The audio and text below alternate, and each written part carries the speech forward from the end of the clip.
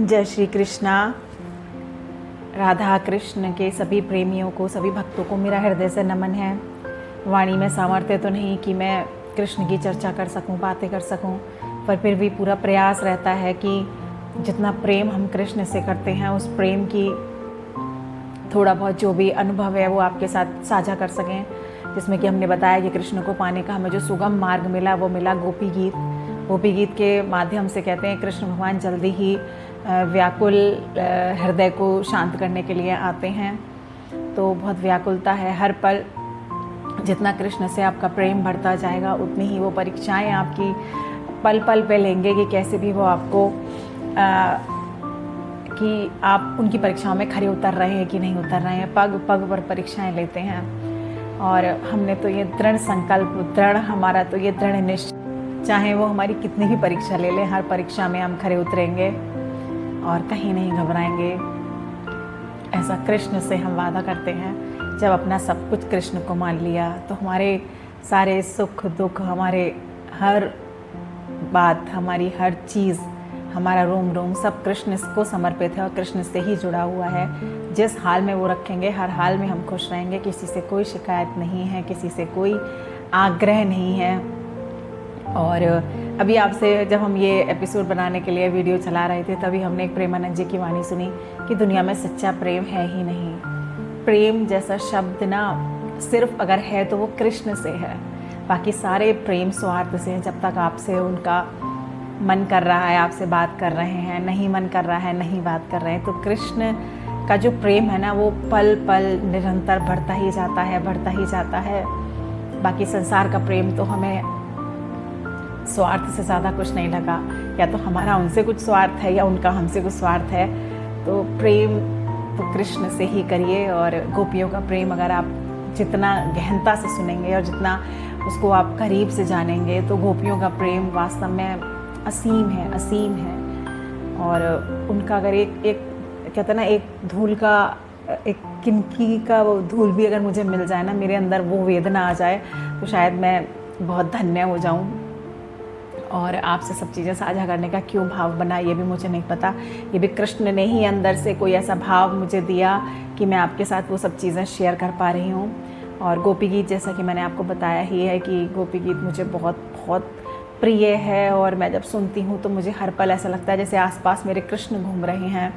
तो उसलिए मैंने आपके साथ उसको साझा किया है। और अभी तक मैं आपके साथ 12 श्लोक साझा कर चुकी हूँ। यदि आप सुन रहे हैं तो आपका तहे दिल से धन्यवाद है। और प्रेम से, भाव से जुड़िए, कृष्ण की अनुभूतियाँ आपको होंगी। और अगर नहीं आपने सुने हैं और सुनना चाहते हैं तो डिस्क्रिप्शन बॉक्स में आप जाकर, डिस्क्रिप्शन में आपको सारे लिंक मिल जाएंगे। तो आप वो 12 श्लोक भावार्थ सहित सुन सकते हैं। जितना भी अपनी टूटी फूटी वाणी से कहने का प्रयास किया है, कोई गलती हो तो क्षमा प्रार्थी हैं। ज्ञान बिल्कुल नहीं है, सिर्फ एक प्रेम है। और प्रेम कैसे कृष्ण से कौन से साधनों से वो प्रेम हमारे अंदर और ज़्यादा बढ़े, बस उसी के लिए जो भी समझ में आता है वो हम कोशिश करते हैं अपने कृष्ण को सुनाने की। तो अभी आज हम 13वां श्लोक जो है वो आपके साथ शेयर करने जा रहे हैं।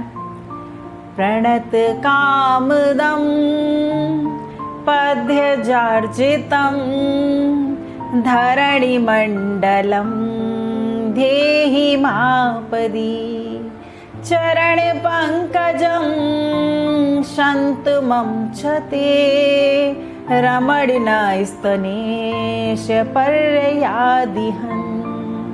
गोपियाँ कृष्ण से कहती हैं, हे प्रियतम, तुम ही हमारे सारे दुखों को मिटाने वाले हो। तुम्हारे चरण कमल शरणागत भक्तों की समस्त अभिलाषाओं को पूर्ण करने वाली हैं। इन चरणों के ध्यान करने मात्र से हमारी सारी बाधाएं नष्ट हो जाती हैं। कान्हा, हे प्यारे, तुम अपने उन परम कल्याण स्वरूप चरण कमल हमारे वक्ष स्थल पर रखकर हमारे हृदय की व्यथा को शांत कर दो।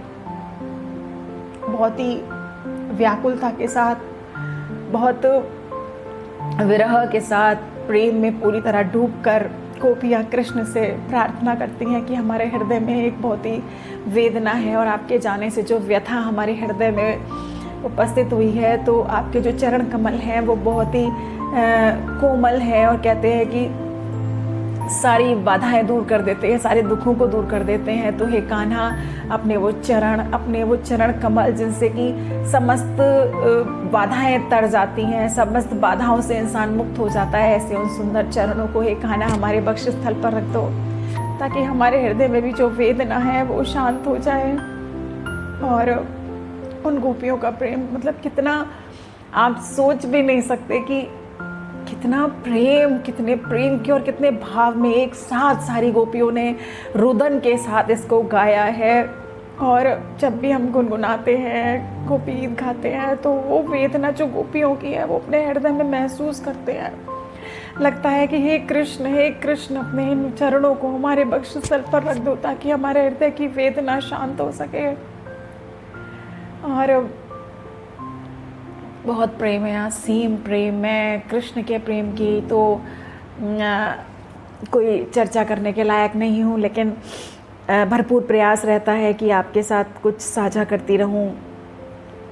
और लेकिन एक बात का ध्यान रखिएगा, जब कृष्ण को पाने के लिए निकलें और कृष्ण की भक्ति करने निकलें, तो वो आपके पग में ऐसी ऐसी चीज़ें आएंगी ना, आपको लगेगा अरे हम तो ये मार्ग तो बड़ा पाने के लिए कठिन है। और कई बार तो क्या होता है, हम मार्ग पर चलते हैं पर कृष्ण इतनी सारी हमारे आगे परिस्थितियाँ और रखते हैं कि हम कई बार अपने मार्ग से हटने लग जाते हैं।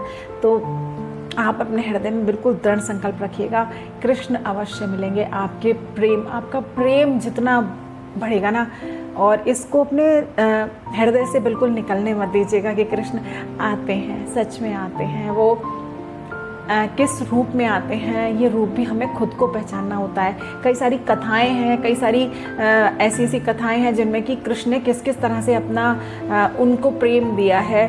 वो जब भी अगर हमें हुआ तो हम गोपी गीत साझा करने के बाद क्या क्या चीज़ें कृष्ण को पाने में सुलभ है, या कौन कौन से भक्तों के ऐसे चरित्र हैं जिनसे आपके अंदर एक हिम्मत लगेगी, हाँ वास्तव में ऐसा होता है। तो वो कथाएं भी हम आपके साथ शेयर करेंगे ज़रूर। अगर आप लोगों का प्रेम हमें ऐसे ही मिलता रहा तो हम कृष्ण की सारी चीज़ों को उत्साह के साथ बहुत पढ़ेंगे, सुनेंगे, समझेंगे। और बहुत सारे संतों की वाणी ऐसी होती है जो बिल्कुल ऐसा हृदय को हिला देती है। तो कुछ नाम हैं ऐसे संतों के जो जब बोलते हैं तो उनकी वाणी को सुनते ही हृदय वितीर्ण हो जाता है हमारा। और कथाएं हैं, अब बहुत सुंदर सुंदर कथाएं वो लोग बाँचते हैं। वास्तव में उनका कृष्ण के ऊपर एक सीधा हाथ होता है कि वो कृष्ण की चर्चा कर पाते हैं, कितने लोगों को सुनाते हैं वो कथा। तो व्यास गद्दी पे बैठने वाले सभी संत महंत, सभी संतों को, सभी कथावाचकों को मेरा हृदय से नमन है। मतलब उनका मैं कैसे सामने से तो मैं शुक्रिया अदा नहीं कर पाती हूँ कि मैं उनसे मिल पाऊँगी कि नहीं मिल पाऊँगी, मुझे नहीं पता।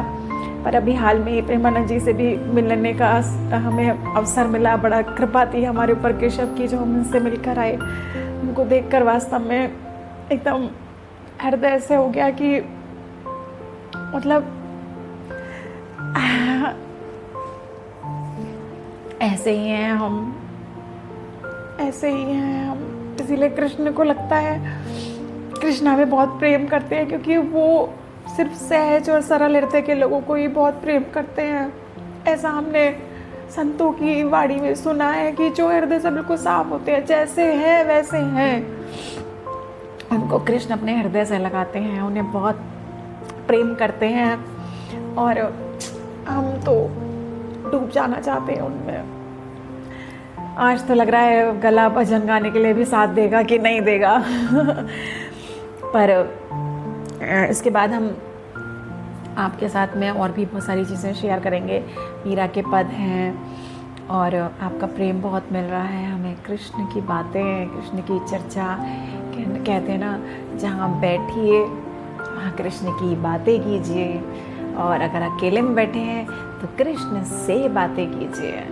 वैसे तो हम बहुत भावुक हो रहे हैं, पर फिर भी कुछ दो पंक्तियाँ, जैसा कि आपसे हर बार वादा करते हैं कि हम ज़रूर सुनाएंगे, तो उस भजन को हम सुना रहे हैं। आपको अगर पसंद आए तो आप डिस्क्रिप्शन बॉक्स में लिखिएगा, हम आपके साथ साझा करेंगे। भगवान तुम्हारे मंदिर में एक नई पुजारिन आई है, भगवान तुम्हारे चरणों में एक नई पुजारिन आई है। पूजा में कुछ भी लाई नहीं, बस अलख जगाने आई है।